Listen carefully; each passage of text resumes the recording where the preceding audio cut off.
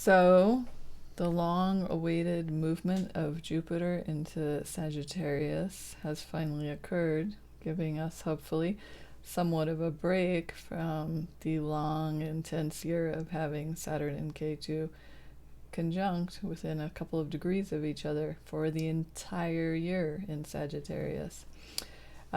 Jupiter, of course, is in its own sign in Sagittarius, which is a general parameter of planetary strength. Jupiter takes approximately 1 year to transit each sign, and so Jupiter will be there until late 2020, and Saturn will be leaving early 2020, end of January, at which point only Jupiter and Ketu will be in Sagittarius. Jupiter and Ketu make a variant form of what is termed Guru Chandala Yoga. A Guru Chandala Yoga forms when Jupiter is located with either node. According to my Jyotish teacher, Hart Defoe, if Jupiter conjoins with Rahu, Guru Chandala Yoga, it means teacher, dog eater yoga. It combines Guru, Jupiter, the premier planet of wisdom, with things it typically doesn't accord well with or belong with, we could say. Hart Defoe would say that when Jupiter is with Rahu, people tend to separate from gurus out of egocentric reasons, egoistic reasons. Whereas when Jupiter is with Ketu, people tend to simply separate from teachers because they've outgrown them, because Ketu is moksha karaka. So it is, in particulars can always be different, but generally speaking, Jupiter with Ketu is considered a strongly favorable combination for spiritual advancement, depending on the rest of the significations in the horoscope. So Jupiter will be with Ketu throughout 2020. Maybe we'll get a crop of even darker Indiegogo children, or something to that effect. So I thought today I would look at several charts of people who either have Jupiter in Sagittarius rising or just Jupiter in Sagittarius. Because Sagittarius is the natural ninth house, it is a sign very associated with luck. It is both the natural ninth house and it is ruled over by Jupiter, who is the planet of grace. So Sagittarius people who have Jupiter in the ascendant can have, particularly if they have other strong yogas, they can be extraordinarily lucky. Whenever Jupiter resides in Sagittarius, Sagittarius is a fire sign, and fire is an outward moving, extroverted element, we could say. And people who have Jupiter in Sagittarius tend to be presenters of something to the world, often wisdom, not always wisdom, but it tends to impart both luck and wisdom to individuals, or at least one of the two. A few features of the sign of Sagittarius: in addition to being a fire sign ruled over by Jupiter, it is, the symbol of Sagittarius is a centaur, a half man, half horse creature, armed with a bow and arrow. The symbol in Western astrology of Sagittarius is an arrow. And Narendra Desai used to say that Sagittarians are aiming that arrow, but often not letting it fly. So they can often have goals and aspirations that they then do not move readily in the direction of realizing. It is a backwards rising Rashi, and its first and third draconas are Ayuda, or violent draconas. So like Aries, which is another fire sign with two violent draconas, Sagittarius also has two violent draconas, which can surprise people. Jupiter, even in Vedic mythology, does one time in his life go to war in order to get his wife Tara back from the moon. And Sagittarius can be a very warlike nakshatra. Hitler had Jupiter, Moon, and Ketu in Sagittarius. So and Jupiter aspected his Lugna Lord and Mars in Aries. And that, of course, well, the cosmos is mysterious, but we can generally assume that that is a case where the Guru Chandala Yoga did not apply much, pursuant to other combinations in the horoscope. So Jupiter has just entered the sign. He's more than 1 degree in now, but still very early in the sign of Sagittarius. So the other thing to consider when considering the attributes of planets placed in Sagittarius are the 3 nakshatras that comprise Sagittarius. And here again, we get some sort of surprising combinations or things that don't seem to go well together. Nakshatra astrology is older than sign astrology, not that both aren't applicable, but definitely there can be strange things, like the presence of Mula Nakshatra as the first 13 degrees and 20 minutes of Sagittarius.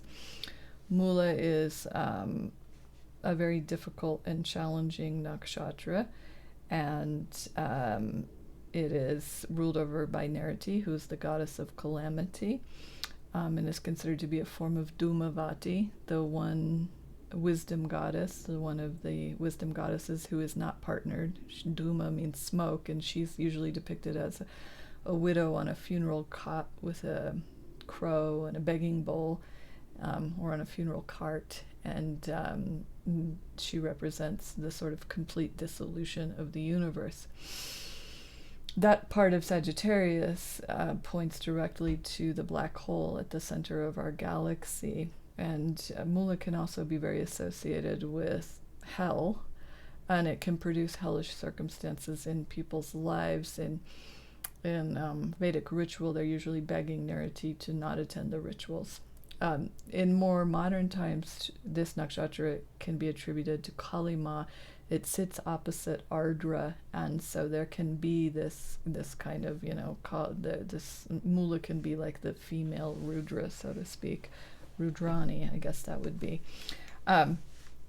It's associated with difficulties in life and with witchcraft and magic. You could say it's kind of the proverbial crone nakshatra, in that fairy tale sense of some old crone-like female creature with tremendous wisdom and power and ability to influence events. Should we go on about this for a while more? Or should we move it along? People could eat it up. It's associated with offbeat originality. It has no clear marker star, so some of that originality may become sort of sketchy, we could say, or not well ordered, without purpose or direction. It's associated with making lemonade from lemons, with being able or being forced to be able to utilize the most out of situations that engender hardship. The Teddy Roosevelt statement, "Do what you can with what you have where you are," applies very much to Mula Nakshatra. Also associated with both comedy and tragedy. It has a kind of instability similar in some respects to Purva Bhadrapada in terms of real up and down themes in the life. Nirati is the sister of Lakshmi, and Lakshmi visits her on Saturdays, so we get this hint of Saturnine themes in Mula as well as people who often have a difficult relationship with the sibling of the same sex. It can be very much that kind of pretty sister, ugly sister dynamic, or successful sister, unsuccessful sister. Nirati does protect the disabled, and people who have strong placements in Mula, if they often are disabled themselves, because whatever planet lands in Mula Nakshatra, things ruled by the planet tend to undergo destruction. Mula has Barhane Shakti, the capacity to destroy things. So any planet placed in Mula, the person will experience destruction around the themes of that planet.